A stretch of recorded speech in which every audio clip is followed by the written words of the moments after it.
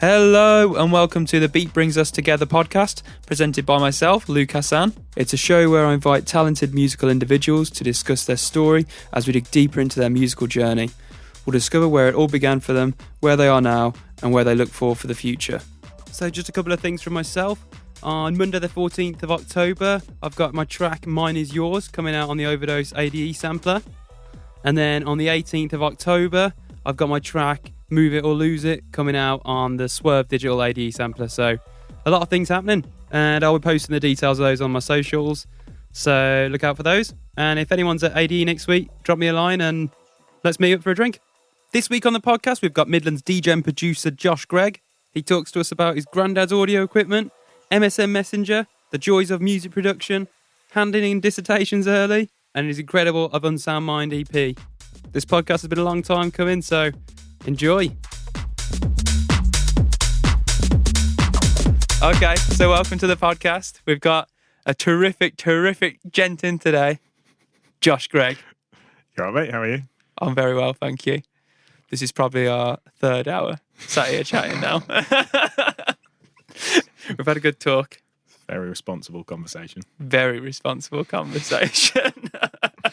But anyway, people want to listen to some stuff that you want to say. Yeah, that's true. They've been hounding me. No. Really? No, but it is brilliant to actually have you on and Thank get you, you mate. chatting. I've been really enjoying it. Yeah. No, it's been really good. Especially the way, like we were just saying, that you've approached it from kind of different angles, getting different types of guests on, talking about different sides of the industry. I think it's really interesting. I think it's stuff that I wanted to. It's something a personal project that I wanted to do, and then stuff that I think I wanted to hear, or people I've spoken to before, and I was like, you got some interesting stuff to say that has already helped me, along the journey that is the industry, right? And you being one of them. So, thanks, man. This is why I had to get you on. Need to hear. No one needs to hear this. No, I'm just... They're gonna. Yeah, they're gonna. It's gonna go right in their ears. Coming in your ears. Yeah. Okay. So start with the first one. Always taking it back. And what was your first experience of music? I've thought about this, and obviously listening to it before, I knew this kind of thing. And I'm not specifically sure what my first memory was. I think it's because my family are all quite musical, and I don't mean it from like they're in bands or they play instruments. I mean they all just like music like quite religiously. Like my granddad's always collected music, whether it was records or CDs or like downloads even. Like he still does to this day, has all like better equipment than me. I always laugh about this. I've always like for years been like he's always had like a better iPods, a better phone, better headphones than me, and he's still like it now. Is he a real like audiophile? Like kind of. Not like wouldn't listen to anything if it wasn't played through these £10,000 speakers, but he always is like, that's a better piece of technology. That's a better piece of technology. Yeah. Like, oh, here's some nice speakers I can connect to this and this and this. But like everyone is as well. Like there's a story what I've told some other things before where when I was actually born, my auntie and uncle this isn't strictly 100% true, but they were at Glastonbury, and he tells me that he got the call from my mum when they were watching Daft Punk. So that's very cool. That is. I don't think it's true though. Oh, okay. It was true that they were at Glastonbury, but I'm not 100% sure that it was watching Daft Punk. I think he's made that for the story, but it works for this purpose. Yeah, for sure, man. Okay, well, then what was the like a song that reminds you of like growing up, I guess, or remind you of your parents or your granddad? Yeah, there's all sorts of songs. One song that I remember thinking, which it explains like a kind of route in towards this. Yeah. Was I remember being obsessed with Bob Sinclair, World Hold On, which has been like 2006-ish. So I wasn't massively young, but I remember being obsessed with that song. It was on a Now compilation, I think, and I still love that song now. Yeah, it's not cool to say I love that song, but I love that song. I don't know, man.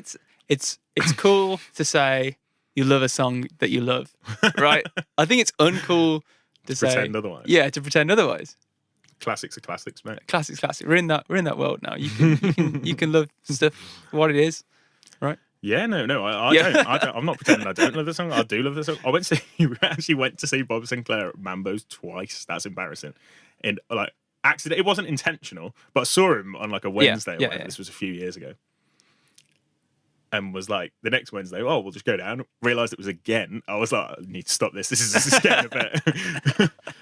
You want to give me a watch list? I've always loved that song, and I still do. And I think it's a kind of, not at the time I didn't know this, but it's an indication of like what I liked then. Yep. And I always remember a conversation I had with my sister, and I must have been like 10 or 11, and I was playing something, and she was like talking about, oh, Josh, you like dance music, don't you? And I was like, no, I like all music, like everyone does. Like, oh, I just like all music. Yeah. And I never really thought of it as that. I was just, because that wasn't necessarily a dance record, it was just a tune on a CD, or this was just a song that I liked. And I think that's kind of like, I was like, all right, maybe I do. And one thing I always think about when I think about how I've developed into the way I am with music now is, I remember a conversation I had with someone. It was on like, it was this like void of the like pre-social media, like days of like pre-serious social media, of like before Facebook being like whatever those terrible ones were, like MySpace, Bebo. Like Bebo-y kind of era. Yeah, okay. But MSN and instant messaging era. Yeah. And I would get people, like, I was like 11, and I'd get people messaging me like from the local area being like, I've heard you're the guy to come to for new music. Because this was obviously before you were getting like, everyone was on Twitter and you'd know. Yeah, true. You'd know instantly when a new song was out. You needed some information off somebody, someone, an actual person. And I was like, this is quite cool. Where's this come from? And I think that's what I do now. I'm like, yeah, something new and interesting. I'm like, I need to find all the information out about it. And I think this is where this whole ID thing comes from, and the whole, Josh knows all these IDs. It's the same thing as, I'm like, I've not heard this before. This is an artist I don't know. I'm going to look through everything they've made and see, this is interesting. And this is kind of where the whole grabbing as much music from everywhere as possible thing comes from, I think. Yeah. So, I mean, that's kind of like the heart and soul of DJing. Well, it's a big part of it. Discovering new artists. But that's what it is. I think like a lot of people, and this isn't a criticism, but a lot of like the modern thing is there's people get into it from like they enjoy the music and go out for experience. But I just did it from it was a natural thing. Like I just liked collecting a lot of different music. And so like when I was first playing, and I don't mean like the first club gigs, but when I was first like playing to friends when I was like 14 or whatever, at house parties or different things in bars when I was 15, I was playing all sorts of music, and I think it's still the same. Whereas I'm like, it's different to the way a lot of people I think kind of get into it. Yeah. Whereas I was just playing all sorts of music, and I was until whatever time, and I think I still listen to all kinds of music now. I still get all kinds of music. I buy it and download it and steal it now. Well, it gives you a better a breadth of knowledge and just interest. I just think I'd get bored too quickly. Yeah, man. And that's what it is. Like I don't think it's a bad thing at all that I'm that way. That's just my outlook on it all. Yeah. And I think it stayed the same, and I'm quite happy with that. Yeah. Well, I think from a producer aspect as well, it's good to be influenced by a lot of things, so you can inject some more creativity into your own productions. Long term, yeah. Short term, it's better to just do the same thing over and over. Yeah. No, I'm joking. No, but it is good, right? Maybe not. No. It's really good. I'm happy with that. It's the one thing I like about myself. Yeah. I'm joking. We've cracked it. Yes. We've cracked it. Positive thinking. The way forward. So, I've noticed there you said your first DJ sets when you were like 15 and 16. Yeah. That came out. Yeah. Yeah. Obviously, completely legally. No. Yeah. Well, you know. This is a funny story. As Ryan Nichols said to me about a year ago, he's like, I still can't actually ever remember how old you are, because I basically pretended I was a lot older until I'm 22 now. So this shocked me when you said the other day. I was like, I'm pretty sure I met you ages ago, and you said you were like 20 then or something. Yeah, no, I was just. It wasn't out of needing to lie to people. It was just because if I'd have said to the clubs I was playing in that I was 16, obviously I'm quite tall, you know me. Like I could get away with it. I look the same as I do now. So no one ever asked any questions. But if I'd have said to him I was 16, I wouldn't have had that opportunity, and that was all I wanted to do. And so my first bar gigs and just locally friendly things were at 15. 16, I ran my first party. Yeah. No way, what's it called? It was terrible. We're not talking about it. No one needs to Google that. But to be honest, I was talking about it the other day because someone asked me about it. And was like, do you remember that? And I was like, it's insane to me because we sold, it was a student party. Because basically, when I was at college, and you're in that kind of period of some people can go to places and drink, some people can't, and there wasn't really anything for it. And I was like, you could easily just put this on and people would just go, thinking like everyone does, or if you it's that Peep Show crew, if you build it, they will come. Yeah. And for some reason, it actually worked. And ever since, I've been terrified to get back into it because I'm like, I had too good a record. It was like, we sold like face to face as well. No online tickets, about 250 tickets for the first party. Man. And I couldn't do that now. I couldn't do that. If I booked someone for $1,000 or whatever, bought in a headline, I've got a beautiful friend, I'd do about 20 tickets. Man, I was I know. maybe you're born to hustle. And oh no, can you imagine me now going face to face selling tickets? I'd have an anxiety attack. No. Yeah. So I ran the first party at 16. Got my first proper residency when I was 16. I was playing Gorgeous in Wolves. Don't know if you know it.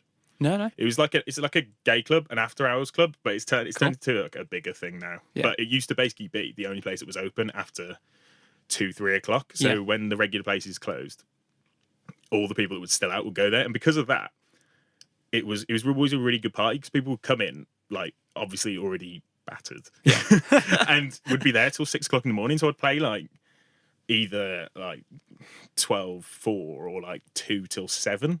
Yeah, and so these are the first like.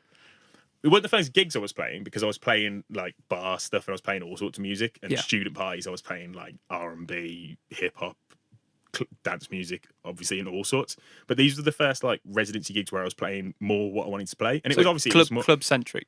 Yeah, but there were club gigs that I was playing music that I didn't really love that much. Yeah, but I'd never play something I didn't like.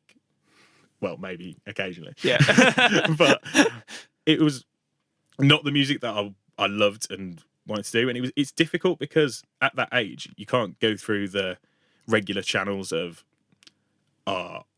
you know, when you tell people now if they want to get gigs, you go and meet the promoters. I couldn't do any of that, like, because I couldn't get in anywhere. Yeah. I could get into places where they knew me from playing because they wouldn't assume anything otherwise. But I couldn't go to parties for the sake of it unless I knew I'd have a good chance of getting in. Yeah.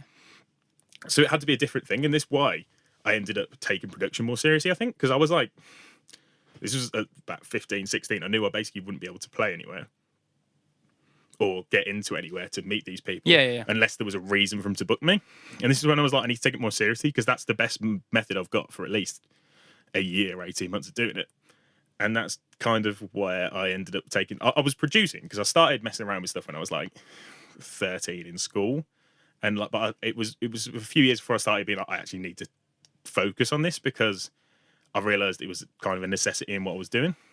But yeah, back to what I was saying. I've just gone off on a complete tangent. No, it's nice. The residency I did it for like a year and a half, maybe a year at Gorgeous. That's a good experience. Yeah, it was great. I was only doing like once or twice monthly, but it was great. And I what a start though, man. It was good. It was really good, and I think that's kind of what's good about a lot of my friends within this Birmingham scene or whatever, is we all kind of come from that Wolves like bar background. Yeah. Of what I was saying is you approach it differently, and I think you approach DJing differently when you come from that background because it's more of a.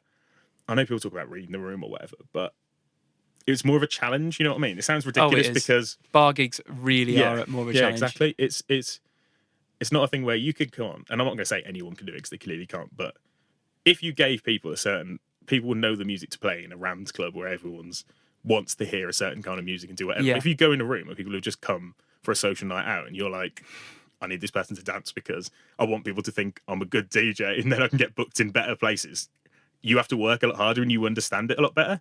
And I think when you come from that background, I respect it so much more. And I'm not saying I don't respect people that don't come from that background because it's just different experiences, but I understand the methodology a lot more of it. And I think that was like, I learned so much doing that. Not necessarily of that, I learned a lot because I was playing more what I wanted to play. And you were talking to Sam about like, and he was saying about playing the wrong music and like, playing a certain amount of what you need to play. And I always played like, I was thinking about it. And I was like, I had that absolute rule in my head, and I'd play like one song I loved, one song I liked, one song I didn't like that much, but I knew would work. And then the next song was something I loved. It would still be busy enough on the dance floor for me to enjoy it. You get away with it, yeah. Exactly. And then at the same time as that, I was still playing these like multi-genre kind of student party things, and I was playing all sorts. But through that, I think I kind of got a solid enough understanding of what it all was. And obviously, I think I knew what I was doing anyway. Don't get me wrong, like, but I got a lot of experience in that. So then when I came into doing the stuff that I wanted to do more, I think I was a lot better straight away than a lot of people might be, because you come in and go, this is the music I like and want to play, but I don't necessarily know how to approach it in different situations. Where I was like, oh my God, I can come into Digbeth and play what I like all the time. Yeah. and you just already have that experience, so you're just ready to fire off. It is good and bad though, because like there's certain parties where I'm like, oh, not every, there's however many people, 200, 300, 400, whatever, enjoy themselves, but there's 2 guys that aren't dancing there, and I'm like, this is my personal challenge. And then I'm annoying everyone else because I'm like changing everything, going, I want this guy to have a good time. Well, that's the message of you can't please everyone, Josh. Can't please everyone. Wish I could do. But you might be able to get everyone to dance. Yeah. Occasionally. I can't though. Some people can. No. Just about placement with the beat. I know. Just placement the biggest request. What plays beats, mate? Come on. What plays beats? Yeah, that's a repeated one I have on here. It's such a pet. Like, hey, it's horrible. Like placement with the beat. Like, what do you think I'm playing, man? Damn. Well, what brought you to Birmingham then? Into the Birmingham scene? Yeah, like I think it developed from what I was saying. Is a lot of the people. It sounds ridiculous me talking it in kind of waves, but like the people who came to play in Digbeth like 4 or 5 years ago. So like. Obviously, my good friends like Ryan, Kareem, Nathan Forbes, Jake Whitehouse. It all came from like a Wolves thing. So a lot of what was happening in Wolverhampton at that time circulated around a couple of parties and one club, which was the Prince Albert. Yeah, that was good.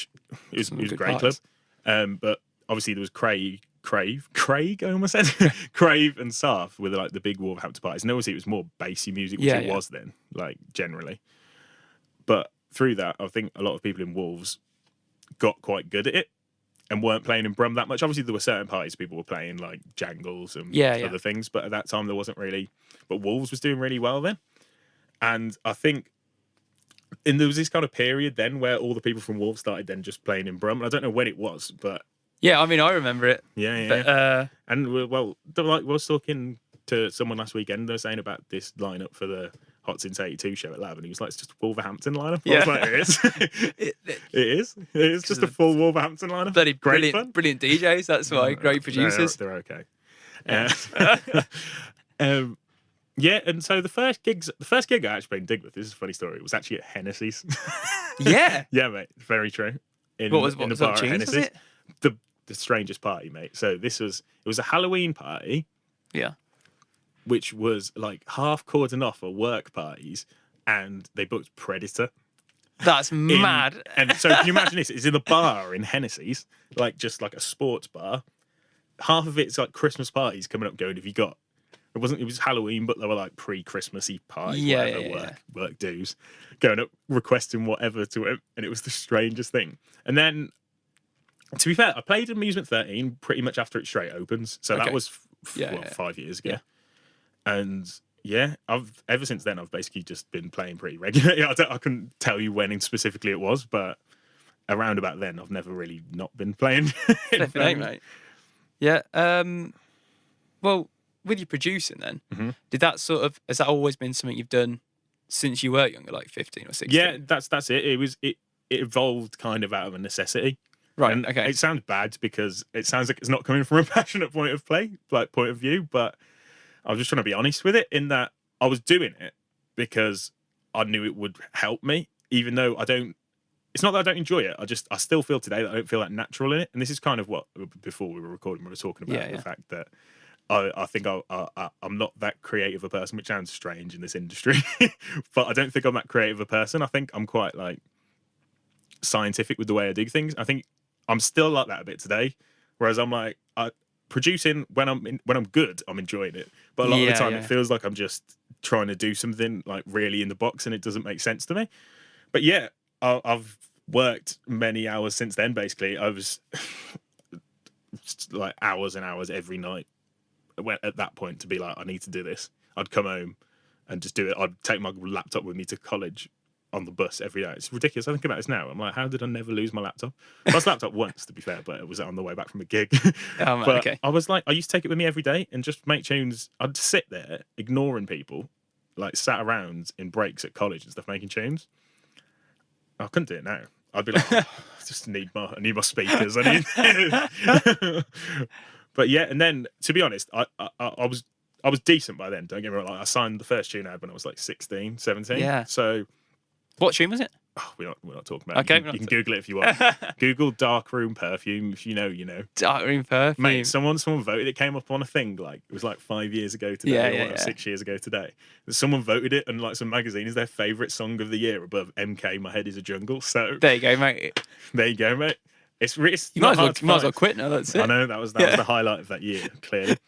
But yeah, a lot of people. The thing about that song was, and it's terrible now, but because of I kind of knew what I was doing style-wise to make people play it, and a lot of like Birmingham DJs and even like younger Birmingham DJs and Wolves DJs were playing it, and as a result, they were going, "There's this guy Josh. I don't know if you know him because he hasn't been because they didn't at this point. Even like my friends didn't know I was 16 or 17. Well, like, there's this guy, you should get him on a lineup. He's making these tunes, and that's still kind of what happens now. Yeah, people are like, no, I mean it starts and then it spreads. Yeah, I think I got a lot better. This sounds like I'm being, but I got a lot better when I was at uni because I was kind of just sat on my own for a lot of the time.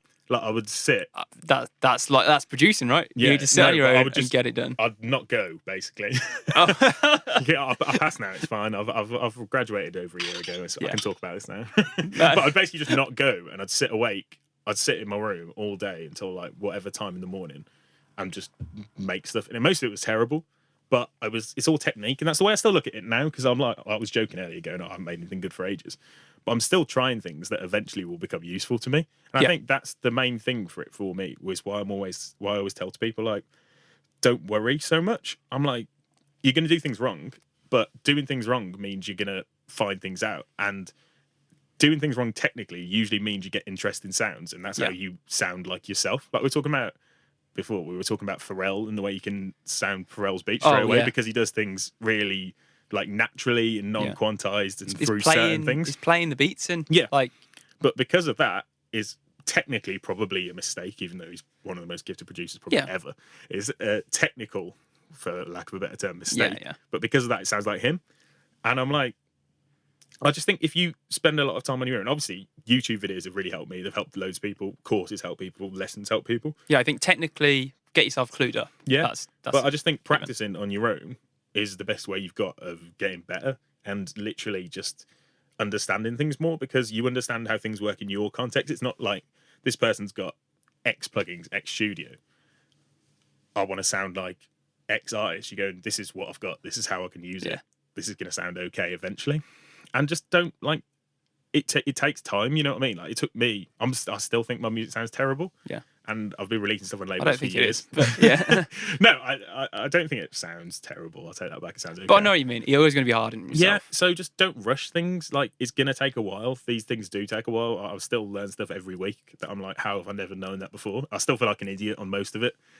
Just try not to rush things out. You don't need to do things quickly. Yeah. Everyone's got time. It's that sense of like experimentation, I guess. That you don't need to know how a lot of things work. Just mess with it. But this is what I mean. In messing with things and doing things wrong, you get interesting results, and that's how you find things that are unique almost. Yeah. It's like you're saying you don't need to make a banger every single time because I never make bangers. You'll hate it. No, come on, man, they're brilliant. But you know, like you say, you've got to have fun with it, and the more fun and experimentation you have, the easier I think it will come. When you do find that's the make thing things that you enjoy. Everything you do is practice, regardless of whether you end up using it or releasing it or doing whatever with it. You'll learn something. I still stand by this, not as much now, but there's a quote from Jeff Mills where he basically says, until you've made 100 tunes, you'll never make a good one. Because he's like, it's not that exact quote because he didn't use the word tunes, obviously.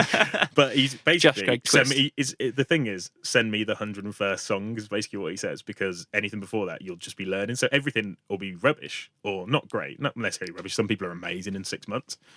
But you're not going to understand everything. And the more you do, the more you figure out, oh, that's how you do this thing that I've heard in the song, or that's how you make that sound like that.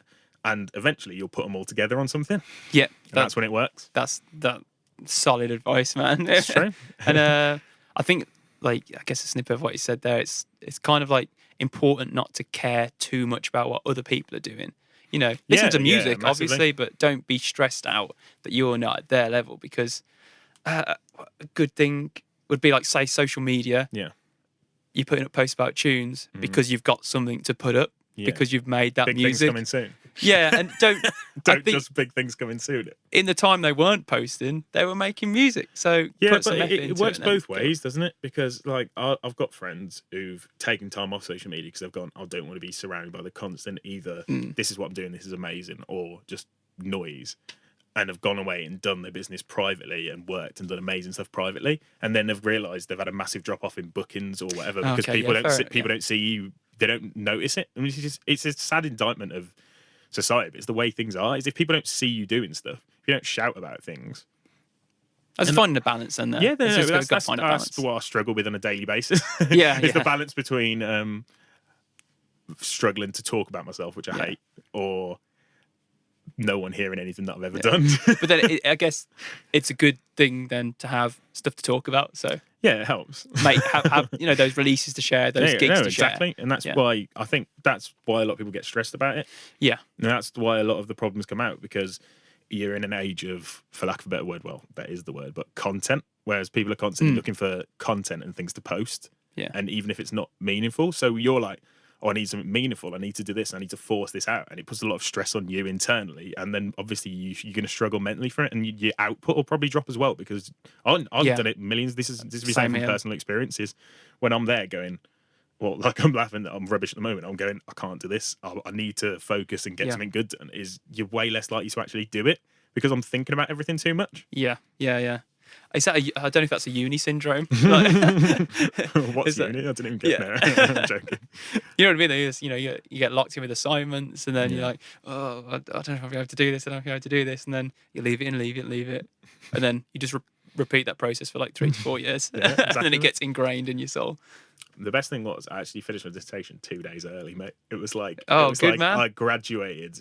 Not uni itself, but life that day. I was like, I finally proved to myself that I can do something not at the last minute. And by that I mean I caned it for the week before, but I just managed to get it done. It was bad anyway, so it doesn't really matter. It's not good advice. But well, mate, I'm gonna ask to talk to you about something that was pretty bloody good. Mm-hmm. The Of Unsound Mind EP you released in May. I mean, you got to be pretty happy about that. Yeah, no, top 10. Top 2. Top 2, yeah. I love that you're even more specific. No, it's the most frustrating place on earth to come.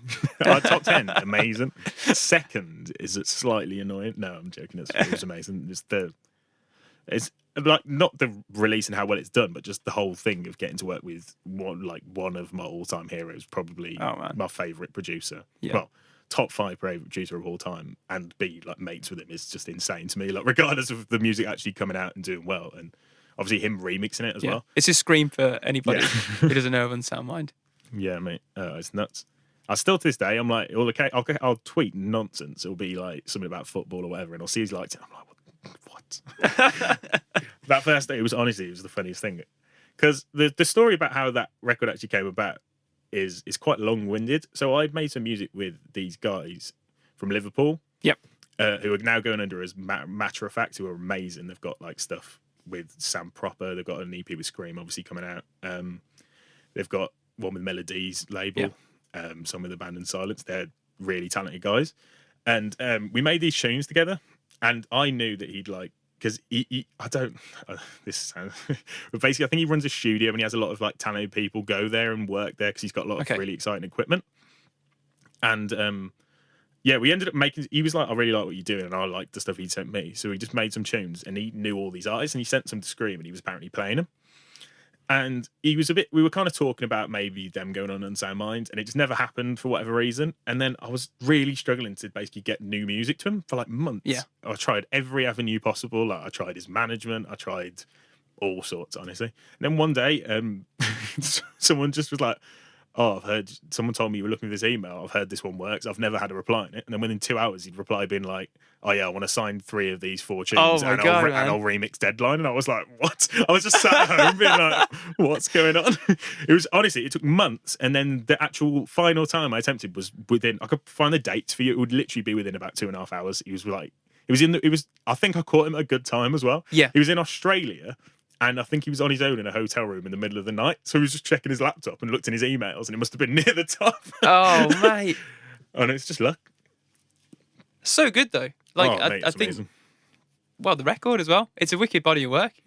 And I think yourself, it seems like a real evolution in your sound. Yeah, I think there are three kind of different things as well. Yeah. Like there were 4 tunes originally. Obviously, one of them didn't end up making it on it, but they're all quite 4 different things. And I think it's just where I'm at really is that I'm like, today I like this, tomorrow I like that. The funny thing about that record is actually the first 2 tunes, so Deadline and the Crystales one, I actually made to give to Dennis Ferrer. Oh no!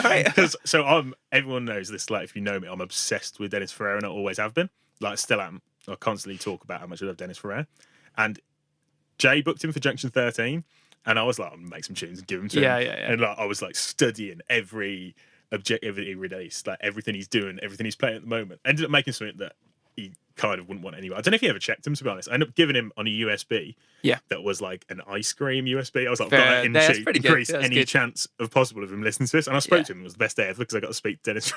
It was funny actually. You know, obviously Alicia, who's doing really well now, was there when I was talking to Dennis Ferrer, and she took a video and sent it to my girlfriend, being like, "You've never been so proud of Josh," and I'm just there like bouncing around. I've still got my phone, mate. Proudest day of my life. But yeah, he never listened to him. I don't know if he listened to him, to be honest, but he never got back to me. And then, well, not really a shame. It was a shame, but then as a result of this, I had 2 tunes that I love to send somewhere else. And then the third one I made on a 8-hour coach journey. I was talking about not making music anywhere, but I actually made Antisocial, that techno one, on the way back from... So I went to Athens, and then I flew back into like Gatwick or somewhere, and I thought I'd get the coach, and it took 8 hours. And I had a plug point, so I basically... It didn't sound the same as it does now. But the basis of that tune and all the drums and everything I made on that journey. Mate, that's class. But yeah, I think as a body of work, it's the thing I'm most happy with because it shows some different avenues. Yeah. And it shows like different strands of what I'm doing, but also it's the stuff that I'd be most likely to play, I think. I don't know. Really well produced as well. Thank you. I'm glad. Not that your previous tracks weren't, but like you can see. Gonna get a complex now. No. Well, no, they were really good as well, but I think they're also it's just a different type of music, you know, more techy, where it has a more like a rawness to it. Yeah. And then I feel like that EP was like really like nicely mixed. Yeah. I'll take that, mate. And I'll take that. That sort of These sound. are the compliments that I love. Yeah. I don't want them to say they like the song. I want them to hear that it's mixed well. Yeah, that's like all I'm good at. Just those sounds, they sound more polished. Thing you know, that I'm not a creative person, but I'm actually like really nerdily like linear with things. Yeah. And the fact that you said that means far more to me than going, that song's a banger. Yeah. So I'm like, yes. All these hours sat on my own in the dark have been worthwhile. And well, I feel very similar to you. Mm-hmm. I don't meet many people who are like this with like how you say you're quite linear with music. Yeah.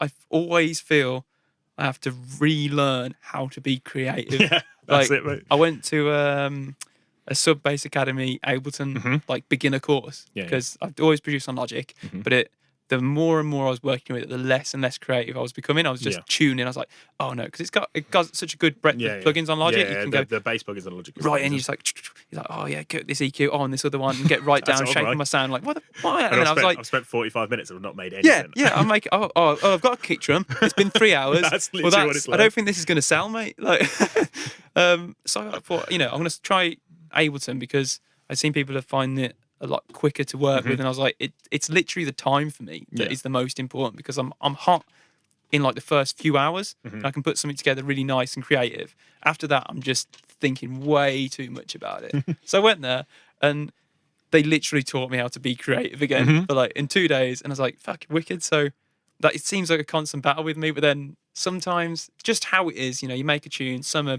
you fire them off, like you say, like in 8 hours. Yeah. You think, it's all the good ones that are done quickly as well. Yeah, though. for That's sure. the thing. It's because they make a lot more sense. Is when you drag things.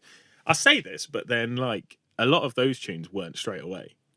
Crystales, I literally made though in 1 day. Like it was the day before the festival, and I had 1 tune to give to Dennis Ferrer, and I started having a conversation with. It was actually with George, like More to Life, George Burgess, and he was asking me about some like how not for his production. He was just interested about. I think it was like an Inner Visions kind of track, and he was like, "How do you do drums like that?" And I started making the drums and showed him, and I was like, "You know what? This is actually quite cool." And then I was sitting, and I was like, "This is actually really good." and then I'd made the whole thing in like a day. But I think generally it works better like that. But I don't know, mate. I completely agree with you with the workflow and creativity.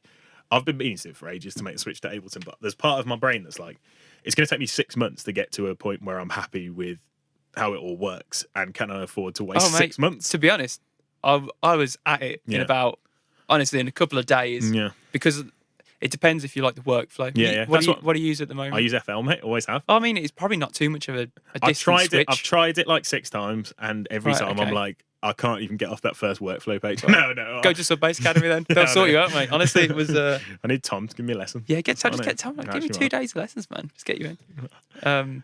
Yeah, man. But it's like what you said earlier as well. It's all those things that come together sometimes on a day. Yeah. And it's like, right. All those elements. The thing is, because of it. you having those terrible days and having weeks or months where you've been working really hard and trying stuff every day, none of it's actually good, is that eventually you'll have something and you can do it because you've tried all these things before. Yes. It's just the idea wasn't practice, actually there. It's all practice. You've got to remember, even if it changes terrible, don't go, oh, well, I'll just bin it. And then no one's going to hear it. It doesn't make a difference anyway. Yeah. This is what I'm saying about the pressure. It's not a general thing. It's just, don't force things out because you're always going to get better. Yeah, man. Yeah, for sure. I don't know. At a certain point, it's like, am I going to make a tune as good as that one? I get that struggle because I'm still a bit like that now. I'm like, oh, everyone loved that last record. Nothing I make now sounds as big or as good as that. It'll be better produced though. I think it can always be better mixed Probably down. That was a fluke. Yeah, that's basically all I do. I just sit and mix stuff down all day. None of the songs are any good. They all just sound really nice. I've realised this though. This is a problem I have when I download promos and stuff. I'm like, straight away, within 2 seconds, I can tell if I'm going to download it or not because I'm like, don't like this kick. Even if the song's amazing, I'm like, and then there'll be a song that's quite like, I don't know, I'm not going to say boring, but less creative. Yeah, like a nice callback that sounds amazing. And it's like quite loopy and whatever, but it sounds like professionally amazing. Similar to what's been before. Not even necessarily that. Just like there's nothing. But it's a good track. There's nothing grabbing me out of it, but it sounds like beautifully professional. I'm going to go, this is something I want straight away. Which probably isn't a good way to approach trying to grow yourself in an industry. But mate, I'm having more fun doing it. So yeah, there you go. They've hit the nail on the head there. It's about having fun. To be fair, this is what's like. I think with a lot of trends in music, and especially a current trend, obviously it's going away from it a bit more now. But over the last like 2 to 3 years, a trend towards like quote unquote minimal stuff is that you can tell. I think there's a massive skill gap in between the stuff that gets produced like amateurish wise and the stuff from the big guys, because that's the mix downs. This is what I'm talking about, is because that music's obviously more minimal. There's less elements to it. The elements have to sound better. You know what I mean? Yeah. Like if you listen to an Archie Hamilton record or DJ Jules or a lot of the French guys, what is the thing is all of the individual parts sound amazing. Like the drums are insane and make you want to cry with how good they are. But that's the difference. And if you that's what I'll try and do. Yeah. I don't try and make that music, but you got to take that forward to go. My parts don't. Anything I do isn't actually that interesting, but at least they individually sound quite good. I think I'm sort of slowly getting.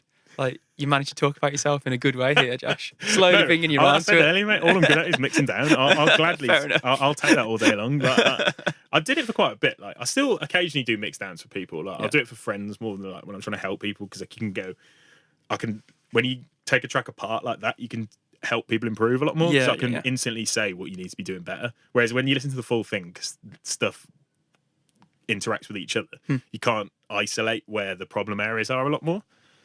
And like, well, there are people that I've done loads of sessions with and like mixed down for loads that now basically just don't need it, which is what. Yeah. Because I'm not doing it from a business point of view. Like, I was doing it for friends now. Same here. It's just friends and yeah. And I'm like, the aim is that you don't have to do this, but obviously in the meantime, you're making interesting music that I can make sound good. Whereas I wish someone could make my well-produced music sound interesting, but it doesn't work the other way. Sadly, I need like it's like not like a ghost producer, because I'm doing the production side of it. Like I need like a ghost idea man. Well, I mean, that is no, because I think you're great, but like a lot of duos Yeah, no, that's what I mean. Have this That's what exact I mean. thing, don't they? One person is Exactly. usually more the mixing and mastering, Exactly. and one person And I is think that's starts what I'm the kind of ideas. like. It's reflected in what I'm doing. Like recently, I've done like a load of stuff with other people. Yeah, Like me and Tommy have been making some music, and Tom is the exact definition of a mad creative genius. Like, Tommy Vassetti Tommy again. Vassetti, If anyone's doesn't know, is the most insanely like gifted ideas man that I've ever met in my life. Like he'll just sit down and go, "Oh, I've made 3 tunes today," and I'm like, "I haven't made anything this good in 2 years." And, and he's like, "I don't know if it's very good. Might give it away." And I'm like, "What?" Whereas I'm a lot more like methodical and make stuff sound professional. So I think when we've had sessions together, we've worked really well. Yeah, and hopefully some of that will come out at some point. I've been working with Tabasco. Obviously, I think you know them. They've got a lot of music coming out on. Yeah. They've got a record coming out on Street Tracks. Sick. Which I had music on. I've done a remix for him on there. We've done some stuff together. Scream's been playing one of them, I think, maybe. Wicked, man. Yeah. But yeah, I think I've always worked better like that because I used to make music with Dave Wheats. Wheats is doing really well. He's touring America literally right now. Yeah. And he would basically just send me these ideas he bashed out, and then I'd mix them, and we made like obviously there's that tune Kerry Chandler was playing. And we made like 6 tunes in 2 weeks because he would literally just be like, "Oh, I've got this idea, but it doesn't sound very good." Yeah. And I'd be like, "Well, it doesn't sound very professional. Like, it sounds good, obviously, because he's a beast. He's better than that now. Like, he just smashes it out. He doesn't need me." And I'd be like, "Oh, I can add like 3 things and mix this." And gladly, anyone that wants to make some tunes, mate, if you've got a nice, exciting idea, I'll make it sound good for you. Mate, you know what? I've always struggled because people often send me stuff. Like in the same way, in the same vein, they'll send stuff and it's like, "Oh, it needs a couple of things." But I always feel like I'm not part of the track if I'm only adding a few things and mixing it. But now I'm going to bloody go and do it, Josh. I don't actually do this. Like, I haven't done this with anyone. This is a joke. But if you want to send me a finished tunes, I'll put my name on it. Yeah. Disclaimer, again, that is a joke. I'm not actually doing that. But if you wanted to. But on the sly, if you want to do that, I'll do it. But also, no one's going to know. So terrible, whatever. So. Right. I'm going to ask you to just talk about something else. It's really cool. You had your debut at Fabric. Yes. Which I believe was described as the best day of your life. It wasn't the best day of my life. Best day of my life was Blues winning at Wembley. Oh, but, okay, yes. I don't know if we stand on football chat on this, but we'll just say Birmingham City are the best. So. Birmingham City. It was one of my favourite days. It was my favourite gig ever, obviously. But the whole day was just good. Like there were so many friends came with us because I was playing with Tommy. Yeah. And he had his friends who were some of my friends. I had some friends from school, like even friends from home. Like we turned up, so we were opening room 1, casual, like playing room 1, and turned up with about like 20 people. And there were obviously like you can't come in. Like we were there half an hour before it opened with 20 people at the door, and they're like, you can't really do this. And so like even. Age, my girlfriend, had to wait outside. Oh no! And me and Tom were just walking in like the only people in there. But because of that, what ended up happening is basically as soon as it opened, like the people who were in bars around there saw there was a queue, and we're like, might as well get in early. So like within like an hour, it was full. Like an hour and a half. We played an hour and a half, 2 hours, and like within like before midnight, it was full. That's so good. It's ridiculous. The whole thing was just so much fun, mate. And that's your debut as well. I know. Flipping cool. Very, very cool, mate. Who played after you? Rebuke played after us, then WAF, I think. Right, okay. So it was a bit like of a tech housey lineup, but I quite like that when I'm playing early because it means you can play more interesting stuff. Yeah, well, yeah. that doesn't mean one of the best bits. That doesn't mean their music isn't interesting, by the way. I think WAF's amazing. Like, no, but when you what get I mean to is I can play music that I feel more comfortable playing. Whereas if I'm playing like peak time at a party with a lineup that would be like that, I feel sometimes it doesn't make as much sense. Yeah. And this isn't me saying, I play cool warm-up music. It's just some of it just doesn't translate that well. Yeah. Whereas I felt completely comfortable, which sounds ridiculous because I was the most... I didn't really get nervous playing, but I was like shitting myself. For lack of I could imagine. I was all day. I was like... I tend not to drink that much before I was playing, but I had to have quite a few because I was like... It probably helps maybe that it was warm up. Possibly. Yeah, so but the thing that really well. helped was when we went in, they were basically like, you can just play some tunes and walk around the room if you want. And I was like, that's get sick. that first potally dodgy mix out the way without anyone actually knowing. Yeah. Obviously it was fine, but in my head all day I had this vision of me being first song at Fabric and everyone looking at me being like, what is this? How have we booked this geezer? Well, we were talking about dreams, weren't we? I always have them when I'm standing there and the songs ran out. Yeah. You're like, oh my But God. that's what it wasn't even a dream though. I just genuinely thought that was going to happen. And I don't really, obviously I've occasionally messed up in my life because everyone does, and I still probably mess up most times I play it. Doing something, you might not notice, but I probably have. But I was just convinced. I was like, it was getting. I don't really get nervous about playing. I get nervous and anxious about most things in life. Yeah. I'm joking, but playing I always feel quite natural. Yeah, and that I was just, I was like, there's pressure in it, but it was great, mate. It was amazing. Well, I mean, you've got some wicked gigs coming up as well over the next. Well, until like December, really, haven't you? Yeah. I'm pretty busy until December, which is like I'm basically the busiest I've ever been, and have been for the past few months too. So it's really good. It's so cool. Played Lost Projects on Friday, which was sold out, which was really good at Music 13. I'm back at Raw on Saturday in Liverpool, which is great. Like every time they do a party, it's there. Up there with Rye? Yeah, Rye and Flair as well. Oh, nice. What a lineup. Nice callback for the continual followers and listeners of this podcast. It's good. It's amazing though. It's the 4th birthday. It's the 4th birthday actual party on Saturday, but they're doing 3 parties. So they're having that one. The one in the Palm House Greenhouse. I don't know if you've seen the photos. So cool, mate. Like Fabric's so the best cool. gig ever, but that is the best place I've ever played. Obviously, that sounds ridiculous when I'm like, I've played Fabric Room 1, but that place is insane. Yeah, if anyone wants to go and have a look at a picture of it, it's so called cool. Sefton Park Palm House, and it's nuts. But so they've got that one. So this week, which is the 5th of October. Yeah. Depends on when this comes out, but I think it was be next week. So for this, so last Saturday, last Saturday. Then the 1st of November they got the Palm House, and then one in like an old hall, in like a central hall in the middle of Liverpool on the 15th of November, which is it looks a bit like Q Club. You know what Q Club looked like? Where they've got the big chaired seating around the top, and then a big circle area and a stage. So. Yeah, it's 3 parties for their 4th birthday. I've been paying for them for the first party I actually played. I think was their 1st birthday because I wasn't actually. I wasn't there at the start as a resident. I remember seeing that. I ended up basically coming because Ryan couldn't go, and Ryan was like, "You need to get Josh on," because this is what we're back to. People who play music going, this Josh kid's all right, mate. It's the only time I ever got booked. No one books me on talent. It's just people going, he's all right. No, but it is about who you know, but it's also you have to have talent. Yeah, that party was very strange. The thing I love about that party is I've played on some of the weirdest lineups I've ever played on, but I always feel like I play better because of it, because I'll prepare more. Because when I'm playing somewhere that I feel comfortable, obviously I'll get new music, because I'm always finding new music like I am every day and organising it. But when I'm playing like that party, I played after.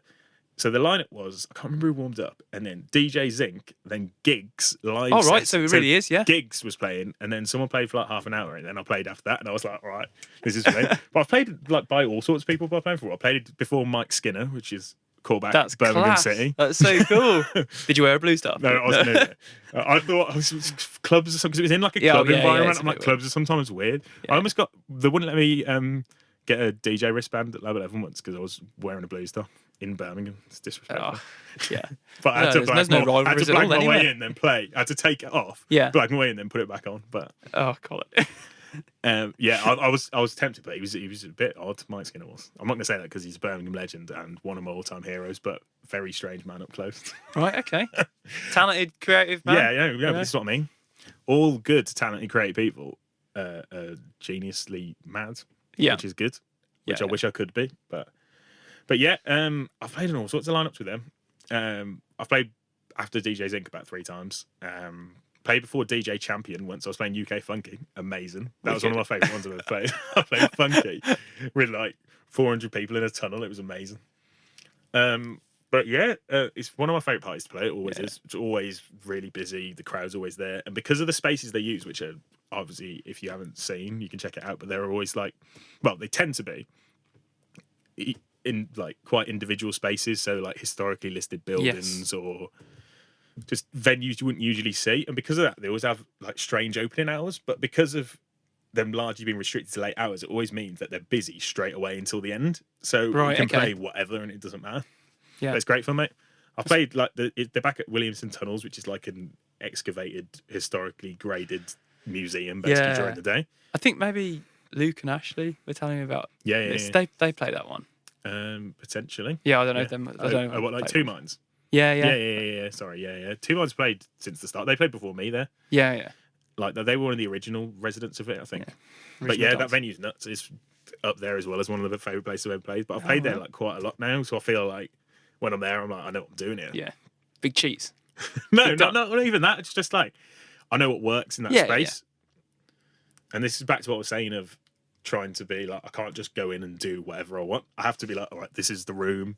These are the people here. What's going to work? Yeah. And I don't spend. This is.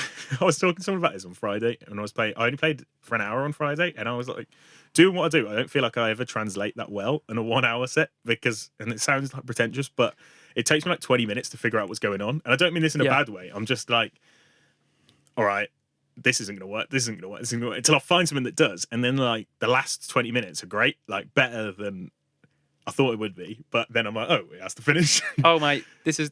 I think this is a thing for a lot of DJs now, and you keep seeing now like all night longs or 4 hour sets. You know, but that's like from when I was talking about a bar background. That's all I knew. You know what I mean? Like, that wasn't. It wasn't a thing where it was either one or two people. Like you'd either split it and do 4 hours each, or you do 6, 7, 8, 9 hours. Yeah. Not good for a tall guy's back like me, but yeah, that's what I'm from. You know what I mean? Like so. I tried to go back to it quite a lot more. Like last year, between January and I think it was about May, I think I played less than 2 hours once. I played an hour and a half somewhere. But like, it's just the way now. You know what I mean? Like, you can't. I was turning stuff down, and I was like, I feel like I'm cutting off my nose to spite my face. Yeah. Whereas I'm like, I just feel like I don't do it justice. You know what I mean? This comes down to me not. When I was laughing about talking myself and not actually. I feel that I play better when I'm playing longer, so I'll always feel like I've come off. I was watching. There was a podcast between Seth Troxler and Tiga, and he was talking about.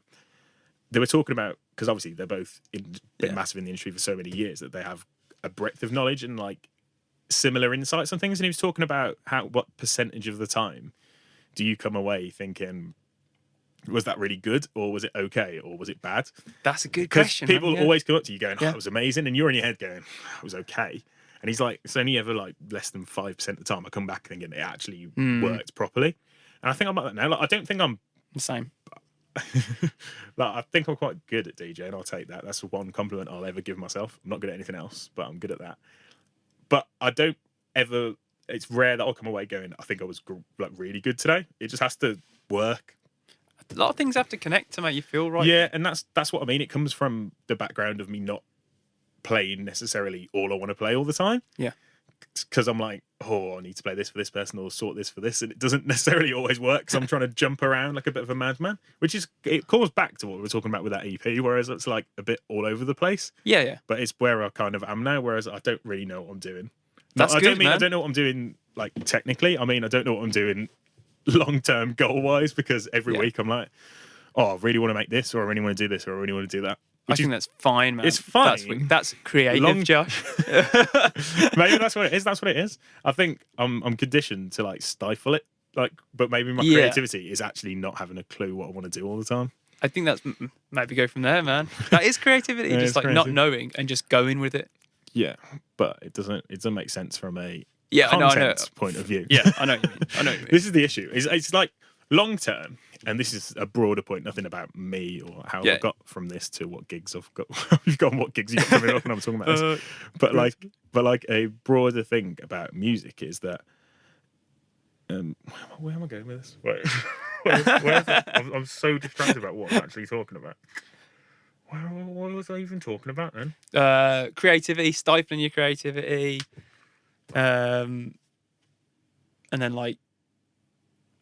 Sort of going with creativity.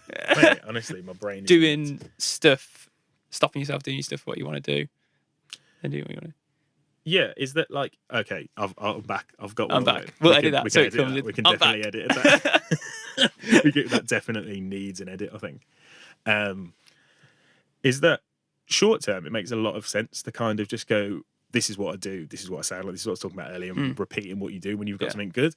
But I think if you look at long term, the people that remain successful, it's kind of people that have jumped about a lot. And I think this is what, when I talk about the people that I love, when I'm talking about Scream or Dennis Ferrer or whoever. These are, without me really realising at first, they're all people that have just milled about. Obviously, Scream's famous for dubstep. creating us or being a founding father of a certain genre, and then kind of just going, oh, I want to make disco, and then going, oh, I want to make techno. But like that aren't really scared of that. And I think short term, it makes a lot of sense with like a social media age and whatever situation we're in now to go, this is what I do. I like minimal or like electro or whatever. And then 18 months down the line, when you're going, oh, I've kind of rinsed this out a bit, what are you going to do? Because you've gone, and the people that remain successful and have gradually improved themselves are the people who've gone, I'm open to it, and it's a long game, you know what I mean? Like if you're in it to try and go, this is current or this is what I like at the moment, I'm going to push everything I got behind the sound, is that the chances are it's not going to last, because it's not coming from, and I'm not saying people are doing it because they're not passionate about it, but it's come from a place of this is what's current and good, and this is what bangs at the moment in a club sense.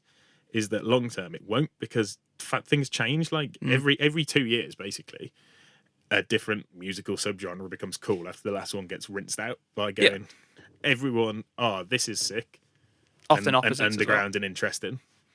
Oh, what's that? That sounds cool. Then lots of people start liking it, and they go, not that underground and interesting anymore. Now, when lots of people started liking it, everyone starts repeating the same formula, and then you go, this is horrible. I like this, only this. And then everyone goes, oh, what's that? Only this. That sounds underground and interesting. And then go, interesting. That sounds like it could bring a lot of people in, and a lot of people turn up, and a lot of people replicate the same formula, and it just repeats.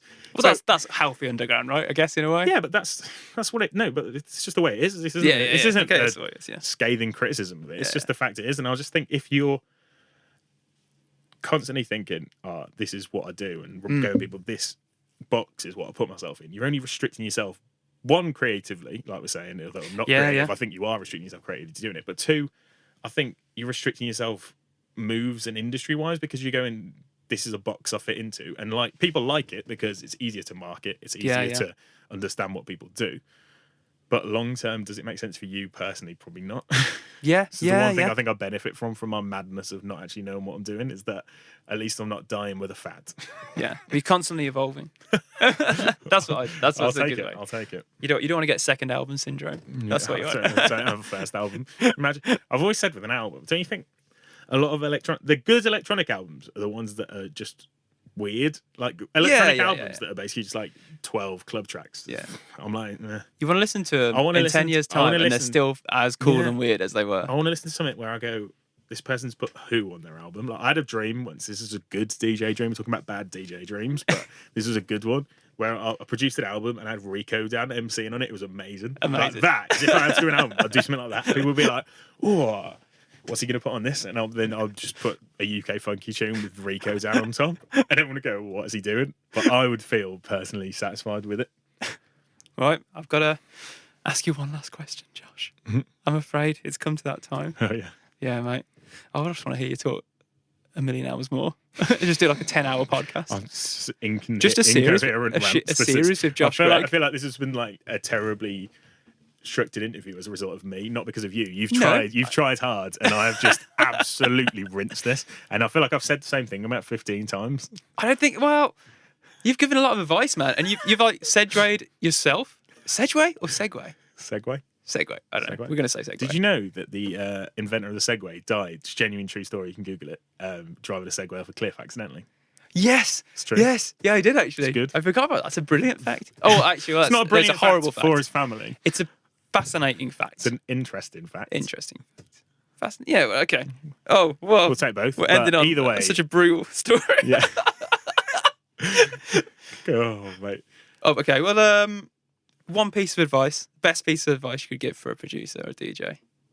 I know you've given out a million pieces of advice. Yeah. I think genuinely, I know I've said it earlier, but the best piece of advice I have is just take your time. Like, a lot of really talented people I know, and a lot of people I know that are figuring it out at the moment, I feel a pressure because they see people releasing on whatever labels that are making stuff, regardless of whether it's high quality or not, is that I need to be pushing it out. And realistically, like I've said, it's not going to be good at first. So if you're in a position where you don't feel the pressure, say you've got bookings coming in already and you're going, I want to get to the next level, I want to be playing as like co-support or a headliner or playing out-of-town gigs or playing international gigs or whatever, is if it's rolling in and you're currently at a level where you're sustainable and you're happy, is just take your time with it, because you'll feel better long-term when you don't look back and go, why did I release that? Because I think one of the things, it's not the one thing I'm happy with a lot of things I've done, but one of the things I'm really happy with is the fact that I said about releasing that tune when I was 16, but I kind of didn't release a proper record until the one with Resonance on Max Chapman's label. And between then, I got a lot better, you know what I mean? Like, I didn't just put stuff out. Like, I had some free releases and stuff. I didn't put out a proper record until then. So when it came, it was like, oh, he's come and dropped an actual record that sounds decent quality and sounds, and you can look back at it. Like I'm not fully happy with those tunes. Like, if I sit and listen to them, I'll probably cringe, but I'm not embarrassed of them like I would have been if the stuff that I was making 3 years ago would be as easily available as it can be, if you want to look that badly. But if it was all there in my face all the time, I'd be like, why did I do that? And that's why I think you see a lot of people end up having to change their like aliases when they get a lot better, because they're like, oh God, why have I done that? So just take your time. Honestly, my advice is just don't. I know it's easy to say don't stress when I'm the most stress head person in the world, as you can probably tell. But if you're in an opportunity where you're feeling comfortable and music's flowing out and you're doing well with bookings and you're feeling like you're in a good place and you're moving forward, it's just don't rush to get to whatever you think the next stage is. Enjoy it, and if it comes from a natural place, it's going to sound better. Yeah, and I mean, and that's it. That's the kind of the process you're going to repeat through your whole career. Yeah, and you just got to make sure the thing is, you're happy. always going to get better. This is what we're saying. It's not a situation where you reach a point where you know how to do this, because with obviously there are things you can learn with DJing where there's still stuff that I don't really know how to do, and there's different techniques and stuff. But the process of it you could grasp, and like there's a point you get to when you're like, I know how to do this, but there's always things you can learn with production. Like there's far more things I don't know how to do than I do know how to do, and just try and enjoy the process. Basically, I wish I could. I need to give this advice to myself, to be honest. You can listen to this back. I might listen to this back, although I don't think I will. Just the last 5 minutes. Just the last 5 minutes, so I can avoid my ranting. No, it's good, but again, there's always going to be new techniques, new styles, exactly, new underground parties to go to, new plugins. And it gives you an opportunity to constantly evolve with your own sound. So just don't. It's one of the things. It's like people saying this. It's a lot easier to do than actually. Do. Like I'd to myself as well. But if you are in a position where you can try and not stress to get things out, don't, because you'll end up regretting it if you're starting making music now or you've recently started. Yeah. Just take as much time as you can to get to a point where you're completely happy with it. Like I've done this. I've fell victim to this myself. But like. We talked about Ryan earlier. Ryan's a perfect example of it. Is he basically said to me, and I've had a similar chat with him where I've said, like, look, just you're not going to be happy with it. And he basically just never released anything until he got his dream label released. He sent me tunes so long ago. I know. These are sick. Like, I know. But he basically just didn't put anything out properly. Yeah. Obviously, he had. No, I say that because he dropped Hungarian Hot Wax releases with Sam, which were great. Yeah. But his first proper record, like we're talking about, a full EP. Was with the label he had as one of his main goals of all time, because he took his time and just went, do I need to put this out? Like it'll, long term, it doesn't make sense to do it. And I think it's a proven record that it works. You know what I mean? Like, I've just had it in the post. Exactly. I have it as well in the post. Like on Friday. I've been waiting. I know. I was saying that to him. I was like, I'm sick of this. Because he gave me a copy as well. With a little note on saying thanks for the lessons on how to make drums and stuff. But I was like, because I had to. The funny thing about this is I had to give it him back because I couldn't take it home with me. So he still got it. But I was then messaging me like, I got a free one before I got the bought one. I was waiting for it. But it's here now. Yeah. It's class though. It's very, very good. Oh, mate, thank you very much for coming. No problem, mate. No problem. It's just always good to see you, really. And we could just Thank you, chat for ages. So let's go and get a drink or something now. Definitely, mate. Definitely. And leave the podcast behind. Thanks, mate. No problem.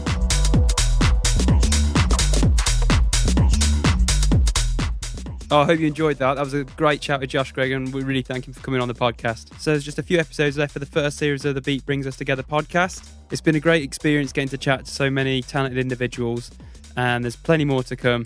Look out for the ADE special that's coming in the next few weeks. And until then, enjoy. Make sure to subscribe to the podcast and rate 5 stars. You can find us on our socials at Beat Brings Us, or alternatively, you can drop us an email at beatbringsustogether@gmail.com. Please send in any questions you'd like me to ask future guests or any feedback you have. I'd love to hear it. Thanks, and until next time, you've been listening to Beat Brings Us Together podcast with me, Luke Hassan.